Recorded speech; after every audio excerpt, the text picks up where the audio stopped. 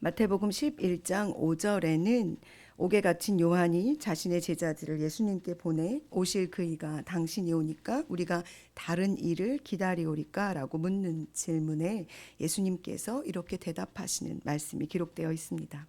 맹인이 보며 못 걷는 사람이 걸으며 나병 자가 깨끗함을 받으며 못 듣는 자가 들으며 죽은 자가 살아나며 가난한 자에게 복음이 전파된다 하라.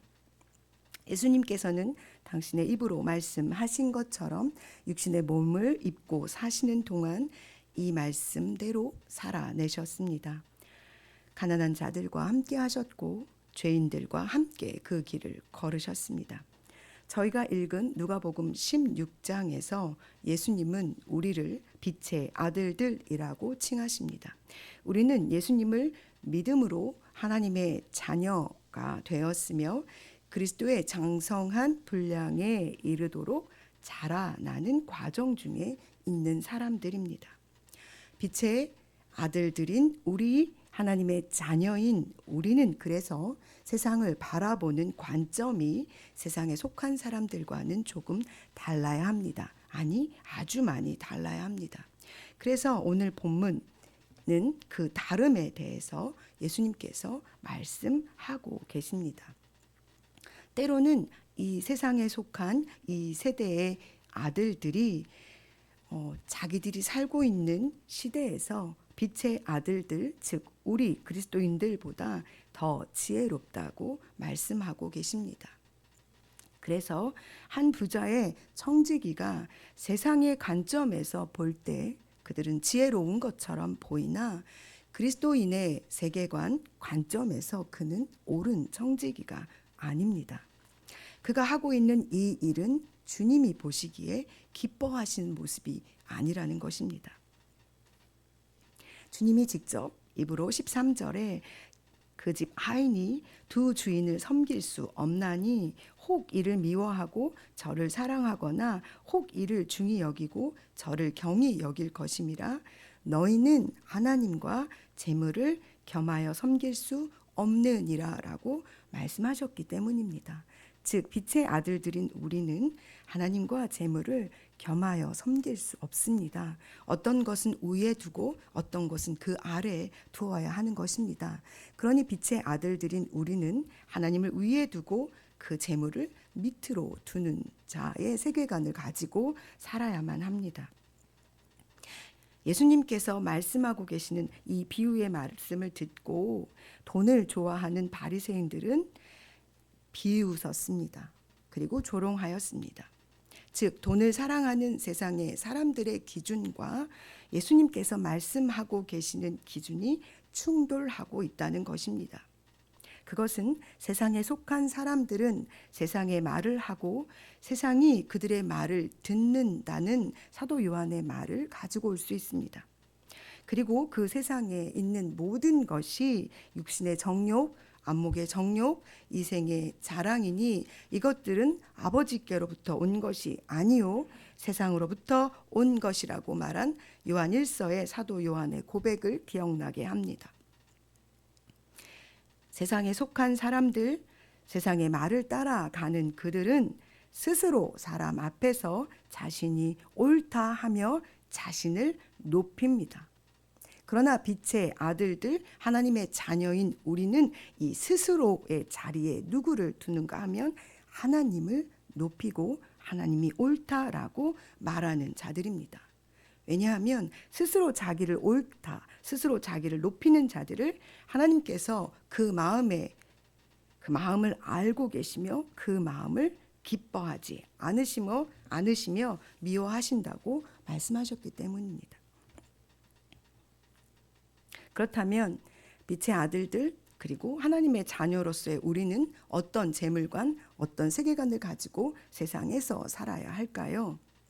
그것은 우리가 이 세상이 전부가 아니라는 영원한 생명이 우리에게 준비되어져 있다는 종말론적 사고를 가지고 있어야 합니다.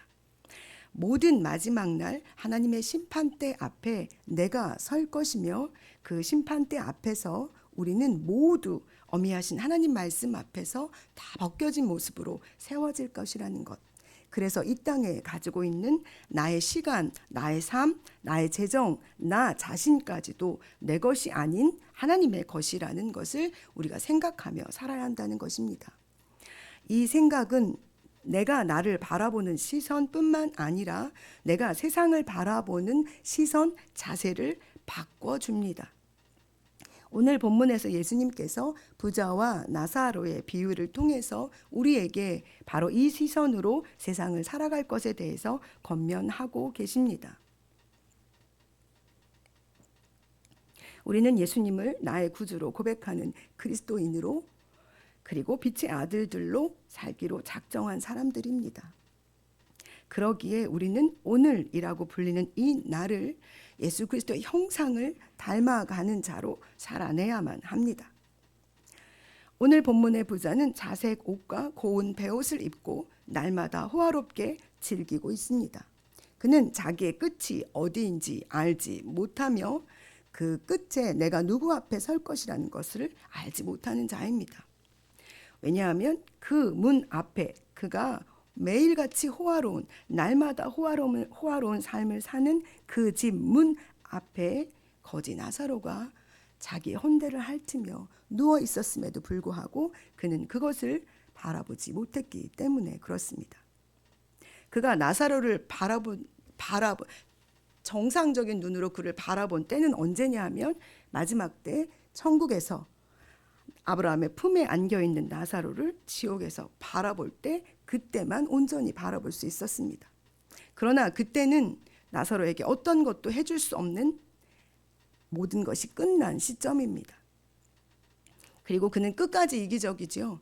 나사로를 보내서 그 손가락에 물을 묻혀 내 입에 대게 해 주십시오.